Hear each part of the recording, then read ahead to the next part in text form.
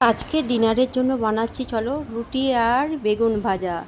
2-3 দিন আগে বেগুনটা তুলেছিলাম, ভাবছি আর রাখা চলবে না, বেগুনটা ভেজেই ফেলি। বেগুনটা লম্বা লম্বা করে কেটে নিলাম, এবার দিয়ে দিলাম নুন আর হলুদ গুঁড়ো দিয়ে ভালো করে মেখে নেব।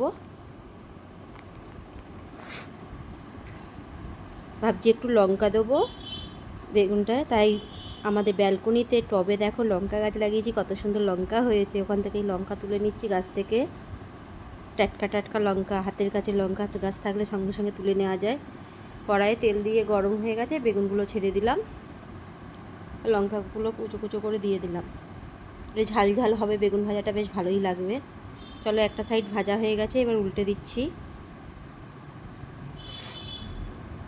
তাড়াতাড়ির মধ্যে খাওয়াটা বেশ ভালোই হবে। অন্যান্য তরকারি করতে গেলে তো একটু টাইম লাগে, বেগুন ভাজাটা ফাস্ট হয়ে যায়। তাই ভাবলাম চলো বেগুন ভাজা আর রুটি। বেগুন ভাজা হয়ে গেছে, তার মধ্যে দিয়ে দিলাম সাদা তিল, বেশ মুচমুচে লাগবে, সুন্দর লাগবে খেতে। বেগুন তিল দিয়ে এবার একটু নাড়াচাড়া করে নেব, করে নামিয়ে নেব। তারপরেই গরম গরম বেগুন ভাজা আর রুটি। দেখো বেগুন ভাজা হয়েও গেছে,